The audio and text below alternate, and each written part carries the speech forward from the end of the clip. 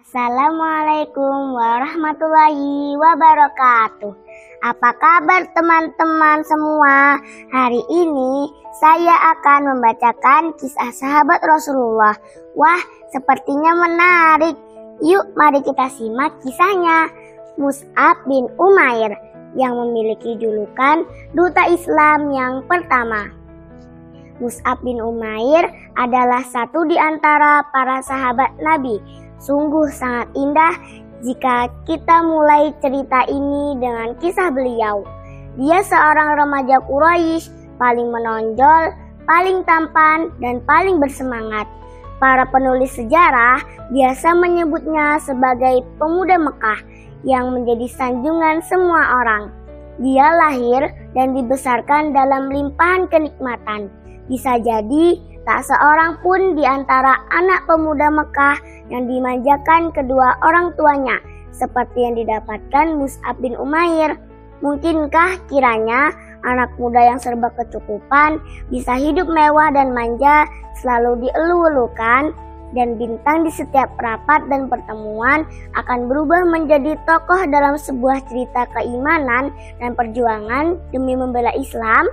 Sungguh satu kisah penuh pesona, kisah perjalanan Mus'ab bin Umair atau kaum muslimin biasa menyebutnya Mus'ab al-Khair, yang baik. Dia adalah satu di antara orang-orang yang ditempa oleh Islam dan dididik oleh Muhammad. Seperti apakah dia? Sungguh kisah hidupnya menjadi kebanggaan seluruh umat manusia. Suatu hari, anak muda ini mendengar berita tentang Muhammad yang selama ini dikenal jujur. Berita yang juga mulai didengar oleh warga Mekah. Muhammad yang selama ini dikenal jujur itu Al-Amin menyatakan bahwa dirinya telah diutus Allah sebagai pembawa berita gembira dan pemberi peringatan, mengajak manusia beribadah kepada Allah yang Maha Esa. Perhatian warga Mekah terpusat pada berita ini. Tiada yang menjadi buah pembicaraan mereka kecuali tentang Rasulullah dan agama yang dibawanya. Tak ketinggalan anak muda yang manja ini, dia terlihat sangat serius mendengarkan berita ini. Meskipun usianya masih muda, ia menjadi bintang di setiap rapat dan pertemuan. Kehadirannya di setiap rapat dan pertemuan selalu dinanti. Gayanya yang mempesona dan otaknya yang cerdas merupakan keistimewaan Mus'ab bin Umair yang mampu menyelesaikan banyak persoalan. Di antara berita yang didengarnya ialah Rasulullah bersama pengikutnya biasa berkumpul di satu tempat yang jauh dari gangguan orang-orang Quraisy, yaitu di Bukit Sofa, di rumah Arqam bin Abul Arqam. Dia pun segera mengambil keputusan. Di suatu senja, dia bergegas ke rumah Arqam bin Abul Arqam. Di rumah itulah Rasulullah bertemu para sahabatnya, mengajarkan ayat-ayat Al-Quran dan melaksanakan sholat. Mus'ab masuk dan duduk di sudut ruangan, dan disinilah perubahan akan dimulai. Ayat-ayat Al-Quran mulai mengalir dari hati Rasulullah, bergema melalui kedua bibir beliau, mengalir menembus telinga, merasuk ke dalam hati. Mus'ab terlena, terpesona oleh kalimat-kalimat itu. Dia terbuai melayang entah kemana. Rasulullah mendekatinya, mengusap dada Mus'ab dengan penuh kasih sayang. Dada yang sedang panas bergejolak itu akhirnya menjadi tenang dan damai, setenang samudra yang dalam. Setelah itu, hanya dalam waktu yang sangat singkat, pemuda yang telah masuk Islam ini berubah menjadi pemuda yang arif bijaksana, jauh melebihi usianya, ditambah lagi dengan semangat dan cita-citanya yang kuat. Semua itulah yang nantinya mampu mengubah perjalanan sejarah. Khunnas binti Malik, ibunda Mus'ab, adalah seorang wanita yang berkepribadian kuat. Ia seorang wanita yang disegani, bahkan ditakuti. Ketika Mus'ab masuk Islam, tiada satu kekuatan pun yang ditakutinya selain ibunya sendiri. Bahkan seandainya seluruh Mekah, termasuk berhala-berhala, para pembesar dan padang pasirnya berubah menjadi satu kekuatan yang menakutkan yang hendak menyerang dan menghancurkannya, Mus'ab tidak akan bergeming sedikit pun. Akan tetapi, jika ibunya yang menjadi penghalang, maka itulah rintangan yang sesungguhnya. Mus'ab segera mengambil keputusan untuk merahasiakan keislamannya sampai Allah memberikan keputusan yang terbaik. Mus'ab selalu datang ke rumah Arqam menghadiri majelis Rasulullah. Dia merasa bahagia dengan keislamannya, bahkan rela jika harus menerima kemarahan ibunya yang sampai saat ini belum mengetahui keislamannya. Tetapi di kota Mekah tiada rahasia yang tersembunyi, apalagi dalam suasana seperti itu. Mata-mata kaum Quraisy berkeliaran di mana-mana, mengintai setiap gerak dan langkah. Seorang laki-laki bernama Utsman bin Tolhah di suatu waktu melihat Mus'ab memasuki rumah Arqam dengan mengendap-endap. Lalu di waktu yang lain dia melihat Mus'ab melakukan sholat seperti yang dilakukan Muhammad dan para sahabatnya. Akhirnya berita keislaman Mus'ab sampai juga ke telinga ibunya. Saat ini Mus'ab berdiri di hadapan ibu dan sanak kerabatnya serta para pembesar Mekah. Dengan hati mantap dia membacakan ayat-ayat Al-Quran yang telah membersihkan hati para pengikutnya, mengisinya dengan hikmah dan kemuliaan, juga kejujuran dan ketakwaan. Ketika sang ibu hendak membungkam mulut putranya dengan tamparan keras, tiba-tiba tangan yang bergerak cepat itu jatuh terkulai. Saat melihat cahayanya yang membuat wajah yang berseri itu kian berwibawa dan patut diindahkan, cahaya yang menimbulkan ketenangan dan rasa pasrah.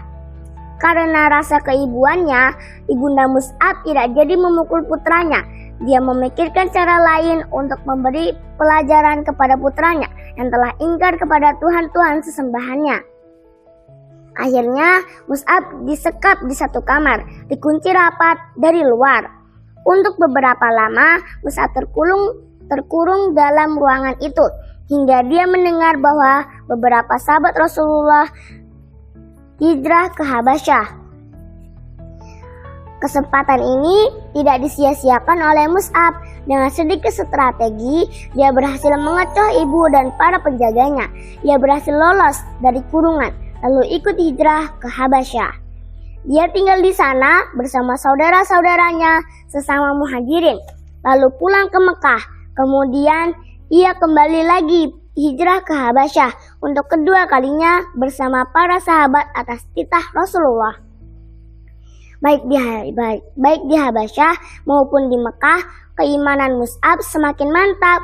Dia menapaki pola hidup baru yang diajarkan oleh teladannya, Muhammad SAW.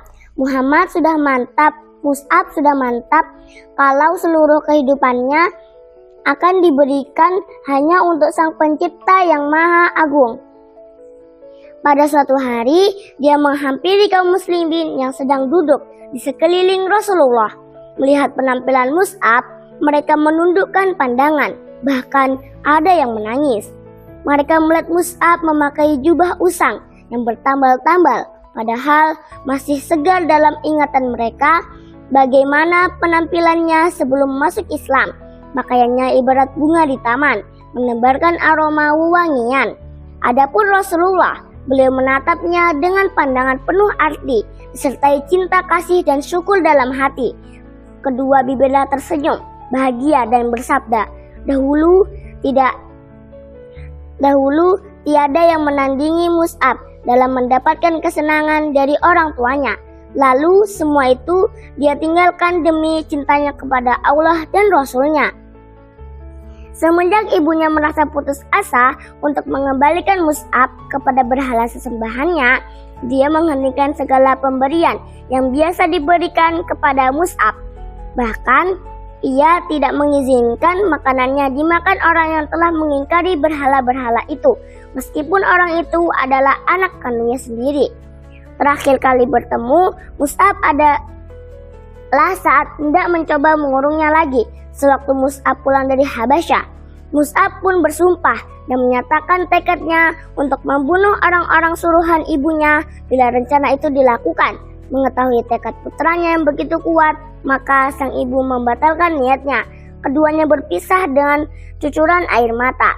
Perpisahan itu memperlihatkan kegigihan luar biasa dalam mempertahankan kekafiran di pihak sang ibu. dan kegigihan yang juga luar biasa dalam mempertahankan keimanan di pihak si anak. Ketika sang ibu mengusirnya dari rumah, "Pergilah sesuka hatimu, aku bukan ibumu lagi."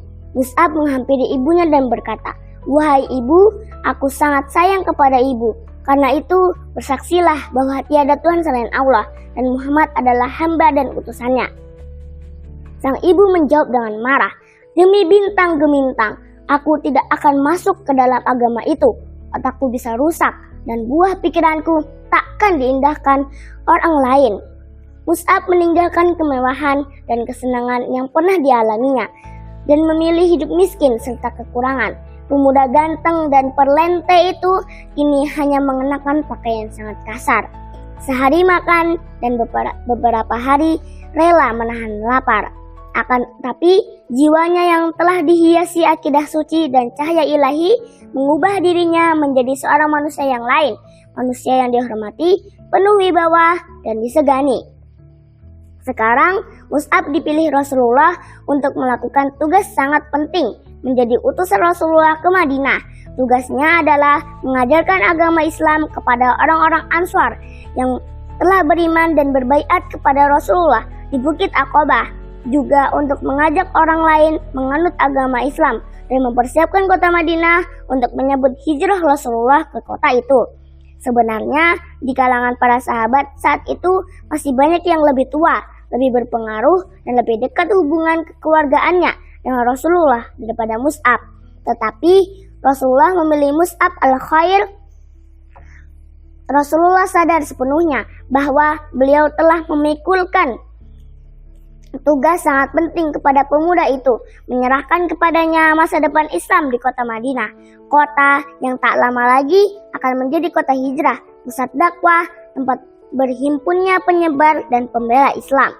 Mus'ab memikul amanah itu dengan bekal kecerdasan dan akhlak mulia yang dikaruniakan Allah kepadanya. Dengan sifat zuhud, kejujuran, dan keikhlasan, dia berhasil memikat hati penduduk Madinah hingga mereka berduyun-duyun masuk Islam.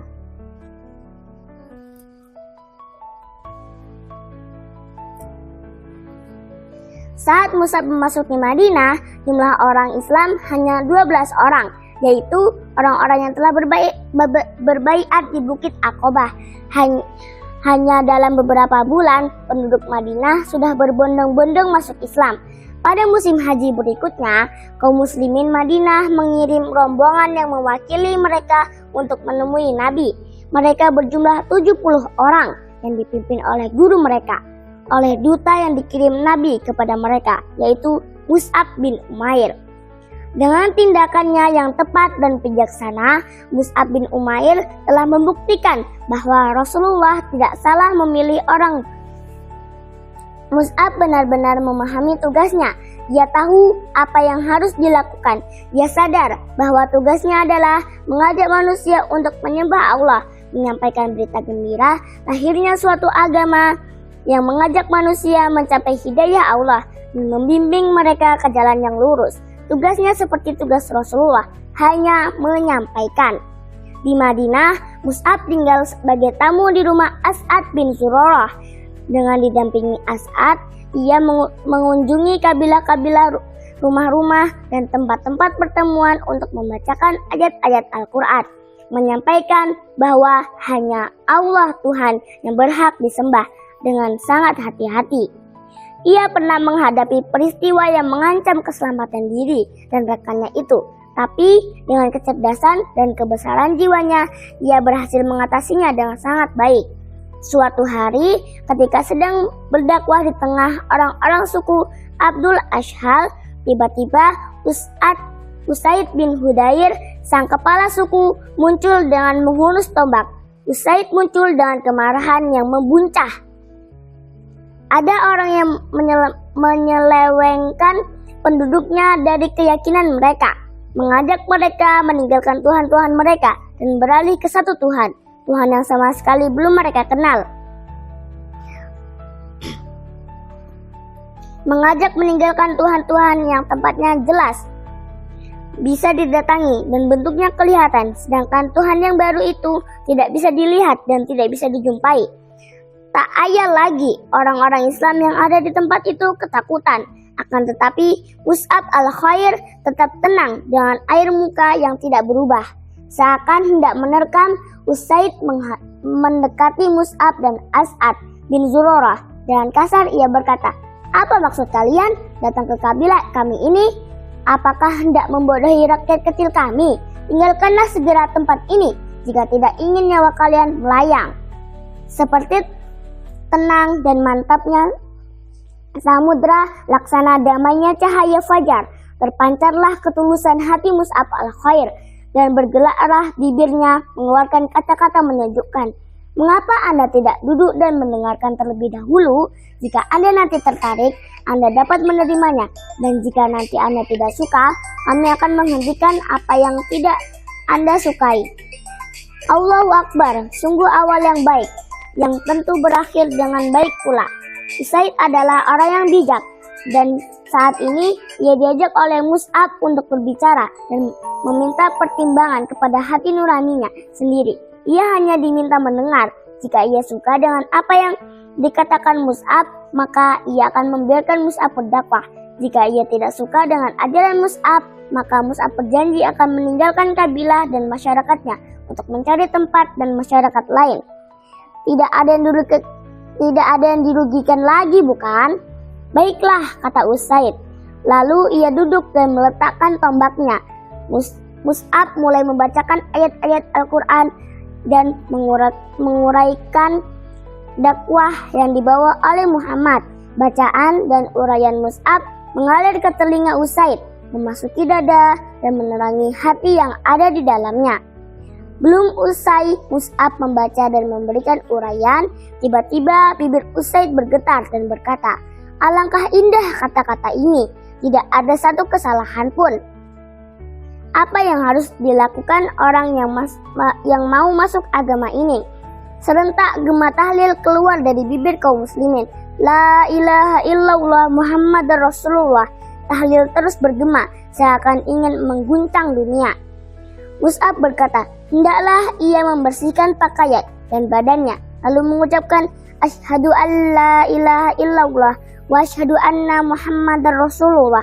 Usaid meninggalkan mereka beberapa saat, kemudian ia kembali dan air masih menetes dari rambutnya. Ia berdiri dan mengucapkan, "Asyhadu an la ilaha illallah wa asyhadu anna Muhammadar Rasulullah." Berita ini tersebar dengan sangat cepat, secepat cahaya.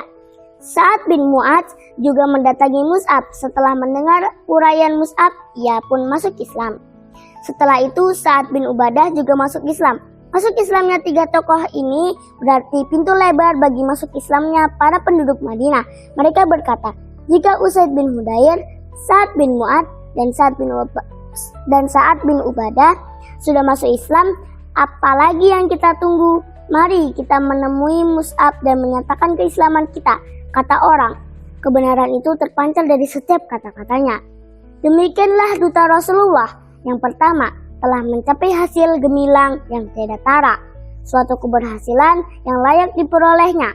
Beberapa tahun kemudian, Rasulullah bersama para sahabatnya hijrah ke Madinah. Di pihak lain, orang-orang kafir Quraisy semakin geram. Mereka menyiapkan kekuatan untuk melampiaskan dendam mereka terhadap kaum muslimin. Maka terjadilah perang Badar dan kaum kafir Quraisy pun mendapatkan pelajaran pahit yang membuat mereka semakin kalap dan tidak waras. Mereka berusaha menebus kekalahan di perang Badar itu. Kemudian tibalah perang Uhud. Rasulullah berdiri di tengah barisan kaum muslimin, menatap setiap wajah.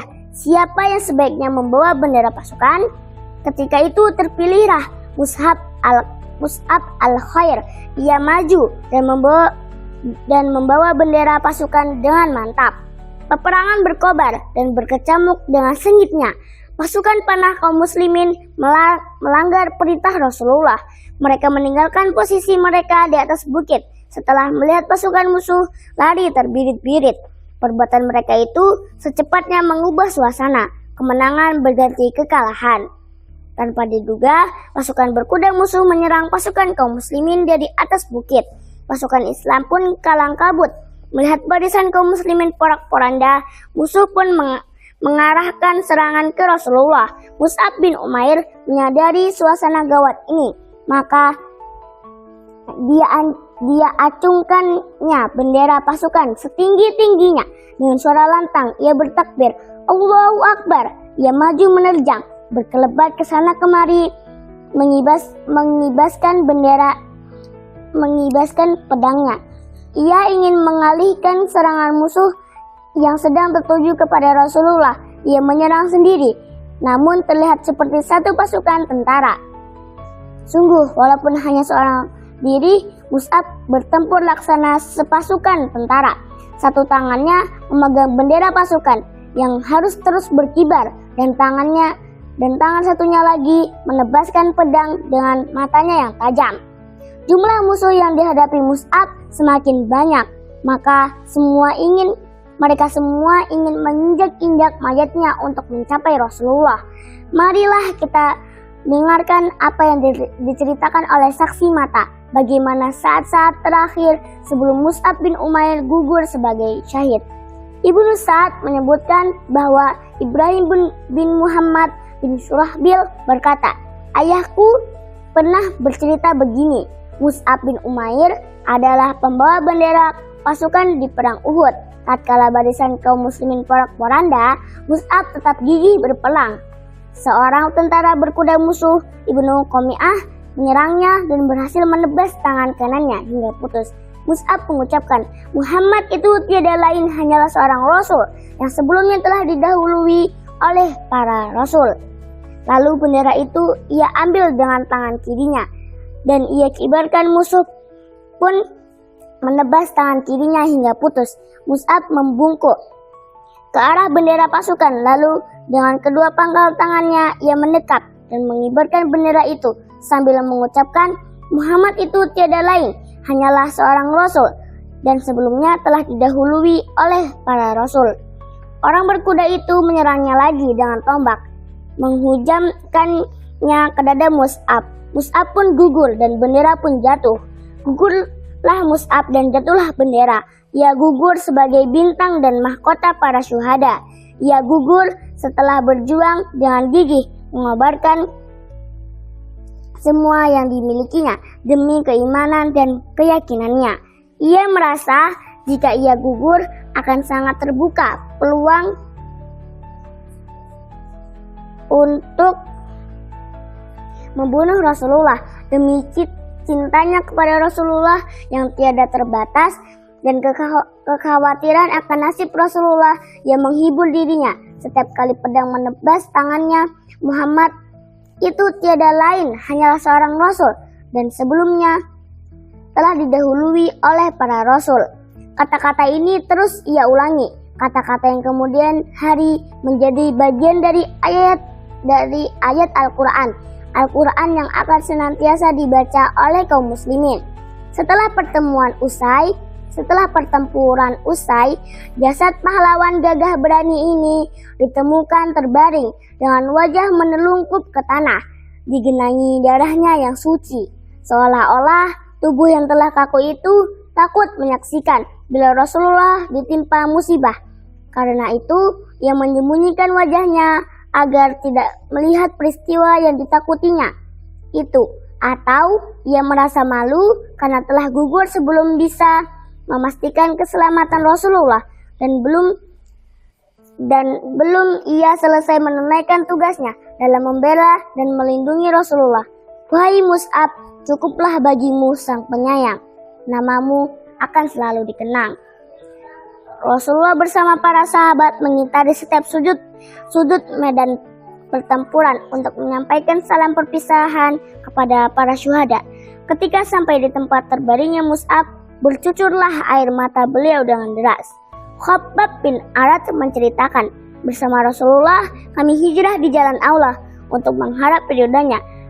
Pasti kita mendapatkan ganjaran di sisi Allah. Di antara kami ada yang lebih dulu meninggal dunia dan belum menikmati pahalanya di dunia ini sedikit pun.